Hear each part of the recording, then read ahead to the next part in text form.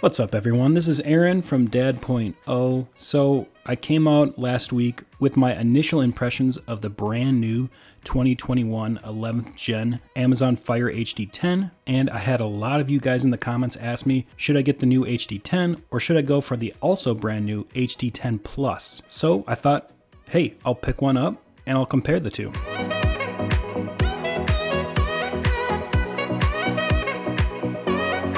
Now, I already did an unboxing and initial review of the Fire HD10 11th Gen, so I'm not going to do that again, but I'll put a link at the top right corner right now if you want to check that out. I will, however, do an unboxing of the brand new Fire HD10 Plus, and spoiler alert, it's not going to be much different. It comes in almost the same exact packaging, except it has obviously the HD10 Plus branding on it and the slightly different specs on the back. You still open it up and pull out the tab, which has both the tablet and all the accessories in it. So let's take out the HD10 Plus. And obviously the first thing you notice when comparing it to the HD10 is that soft touch back. It feels really nice on the fingers, very comfortable to hold, and it adds a little bit of grip. So that's a nice touch. No pun intended. But for the rest of the tablet, everything else is pretty much the same in terms of the design. And then just like the HD10, you get your 9-watt wall charger, you get your manuals, and you get your USB-C to USB-A cord. So most of you already know the differences, but if you don't, I'll just cover them quick. The differences between the Fire HD10 Plus and the Fire HD10 is that with the Plus, you get 1 more gig of RAM. So the Fire HD10 Plus has 4 gigs total, while the Fire HD10 has 3. This should allow the tablet to run just a little bit smoother and a little bit faster, especially when you're multitasking or when you have a lot of apps open, or if you're using really intensive apps like games. It should also allow apps to stay open longer, which means that if you are multitasking and you go back to the app that you were in previously, with 4 gigs you might be able to pick up where you left off, whereas with 3 it may have to restart the entire app. As mentioned earlier, the 10 Plus also has that soft touch back, which does definitely feel nicer compared to that plastic that's on the HD10.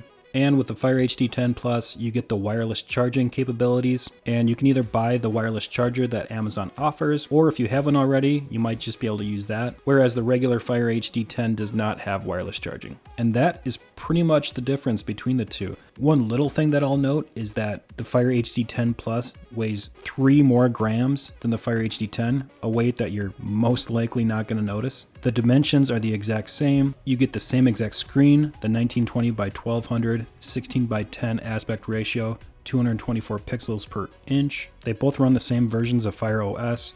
They both have a micro SD card capable of up to 1 terabyte. They have the same exact processor, same exact cameras, same exact battery life.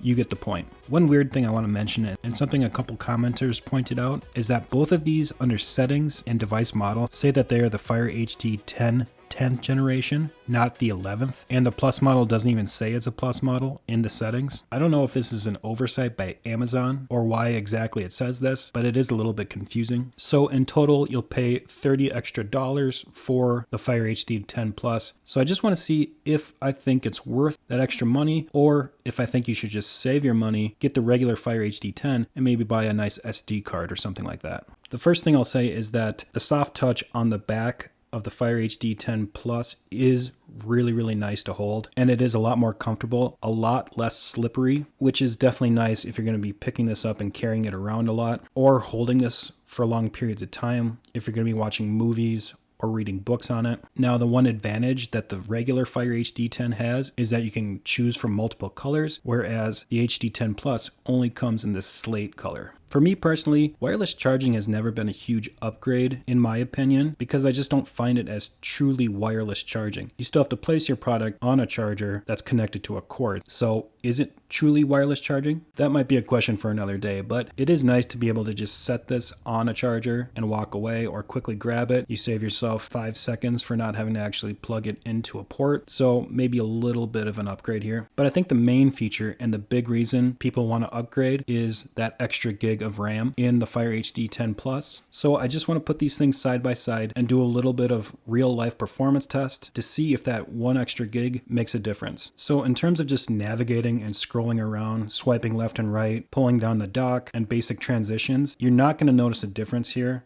Everything runs very smoothly on both of these. So I'm going to just start opening up some apps here just to show you how fast they load. And what you're going to see in most cases is that the Fire HD 10 Plus tends to open up apps just a hair faster than the Fire HD 10. There were some instances where the Fire HD 10 actually loaded up an app faster, but I would say about 80 to 90% of the time, the Fire HD 10 Plus was just a little bit quicker in loading up apps. When it came to multitasking, I was actually really surprised on how well the Fire HD 10 held up compared to the Fire HD 10 Plus. I really didn't notice any lag or stutter in either device when shuffling through apps or reopening apps. Now, there were a few instances where the Fire HD 10 Plus was able to pick up right where I left off in the app, where the Fire HD 10 had to restart the entire app. And that was something I was expecting going in. I was expecting the Fire HD 10 Plus with that more short-term memory to be able to keep apps open longer than the Fire HD 10. But overall, we're not talking a night and day difference here. And in fact, most of the time I didn't notice a difference at all between the two devices in terms of performance. But if you're someone that likes to multitask a lot,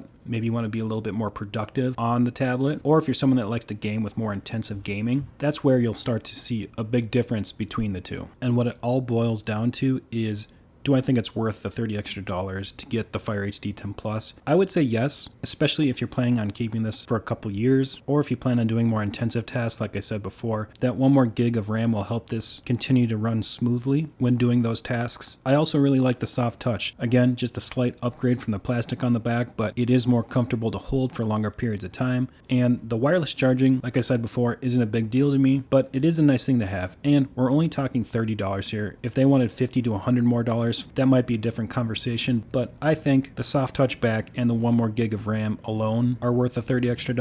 So I would probably recommend that one over the HD 10. But if you don't mind the plastic back, you don't mind plugging it in to charge, and you don't plan on doing a lot of multitasking, intensive gaming, and just plan to do really simple tasks like watching videos or reading, browsing the internet, or checking email, then the HD 10 should be just fine for you. All right, guys, I'm going to wrap this up. I hope this helps you make a buying decision. If you're interested in either of these tablets, check out the description below. I'll put a link to both. Thank you for everyone that watched to the end of this video. Like I said in my previous video, instead of doing the please subscribe and like yada yada, I'm going to start doing shout outs for other small YouTube channels that I've been watching and I think that you'll like too. The one that I've been watching a lot lately is Fish Bee Productions. They have around 45,000 subscribers right now, so they're not super small, but still they produce a lot of great content, especially if you're into tech gadgets. So go check them out and subscribe to their channel because they make some really great content. All right, guys, thanks again for watching, and like always, I'll catch you on the next video.